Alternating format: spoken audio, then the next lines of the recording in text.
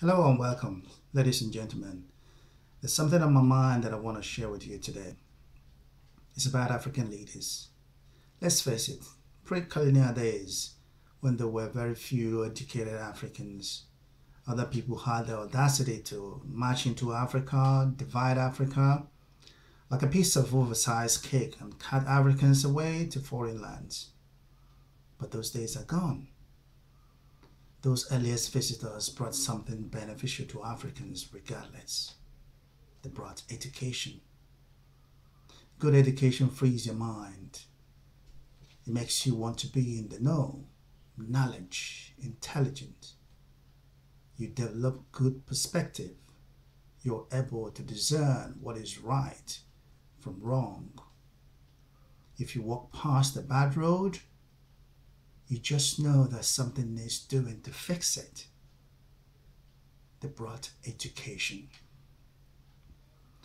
I want to ask all African rulers and leaders, whether you've been in charge for 5 minutes or 50 years, it doesn't matter. The point is, what is your vision to transform the lives of the people, your people that have put you in charge to better their lives?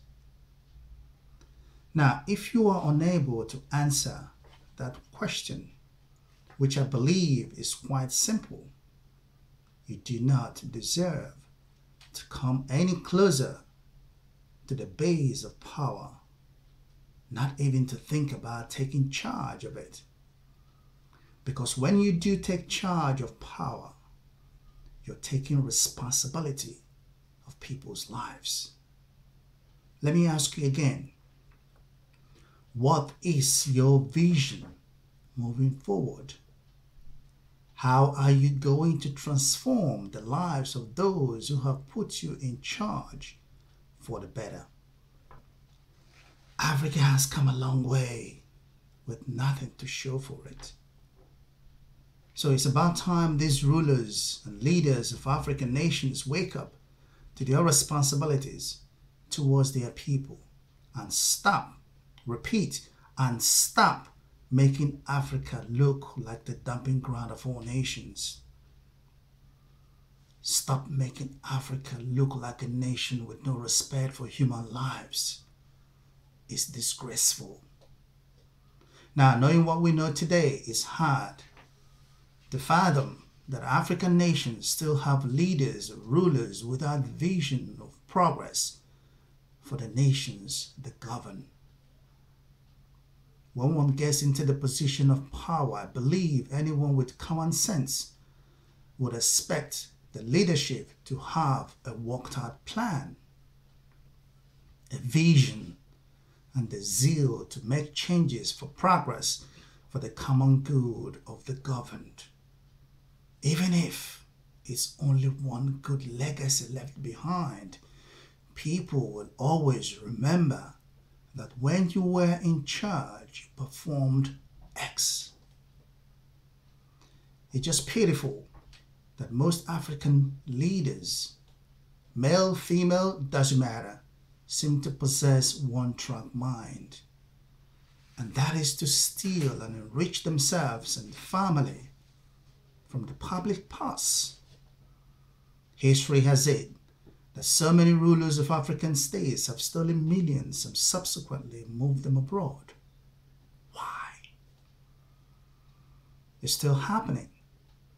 The people who desperately need the money being looted are Africans. And I ask again, why? Do you not have any shame? Do you not have any conscience? Of course you don't, because you're dipping your filthy, greedy, grabbing hands into the public purse and stealing from the poor.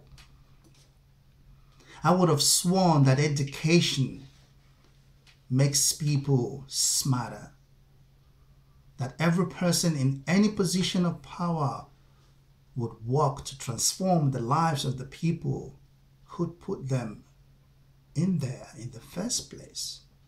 That's what I would have thought. I would have thought that good education allows for a refining process. It refines the mind.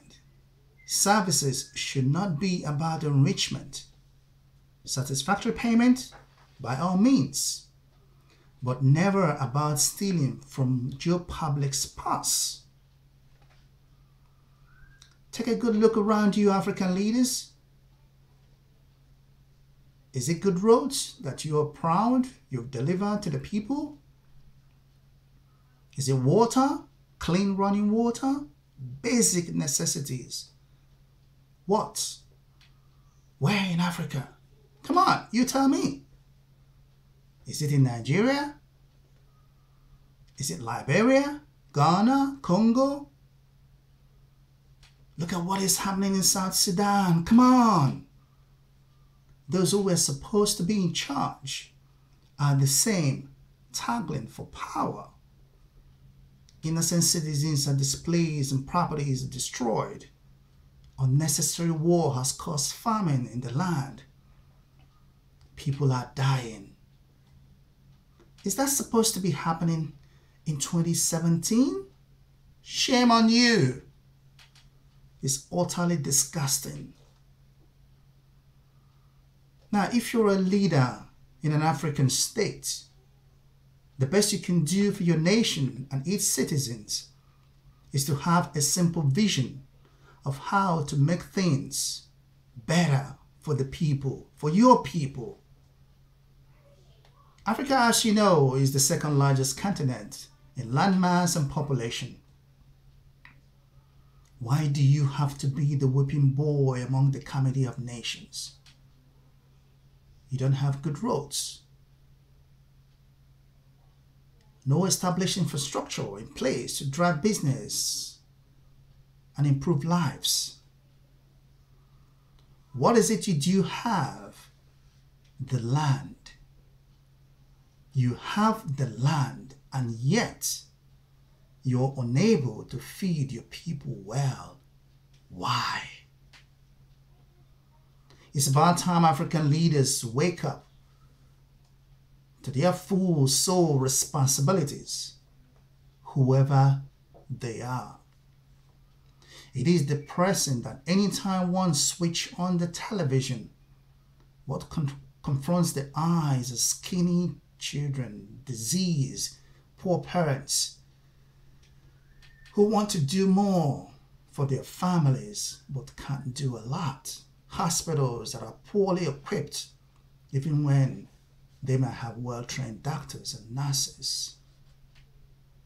African nations, African leaders, African people, wherever you are, it's about time its leaders realize this fact. Africans are people of this world. They are clever people. They have their doctors, the lawyers, the scientists, technicians, mathematicians, physicists, professors of education. Name the course of study. Africans have qualified personnel. The big question is, why are African nations not seeing the same effective use of these talents in African states and affairs in terms of infrastructural growth, in terms of growth in improved living standards and well-being for its citizens, high standards in education across all tiers, disease control? Where there is no vision and where there is no visionary leadership, the people suffer. So, for the purpose of clarity, if you are an African leader, when you go to bed tonight, please think about what you're doing and ask yourself this: what will your people remember you by? Did you provide them with lasting infrastructural networks, electricity that does not suffer sudden dose of epilepsy? Employment opportunities for the young people? If the answer is no, get back to work. Did you steal the people's money to enrich yourself and the next generation of your family? If the answer is yes, return the loot. When you go to bed tonight and wake up the next morning, get to work. Make it happen. It's about time African nations learn to stand upon their own 2 feet. Be resourceful and begin to command respect within the community of nations. If African leaders are determined enough within themselves to transform this wonderful continent of untapped resources within the next 10 years, Africa will be a place to be. And then there will be an end to all the insinuations about this great continent and its people. If I was you, I would work my butts off to ensure it happens. Then you can go to bed restful and assured that you have played your part successfully in building a great continent where everyone will want to live, will want to come, will want to stay. Think about this and have a good day. Thank you for watching. I hope you enjoyed the video. Subscribe underneath and see you next time.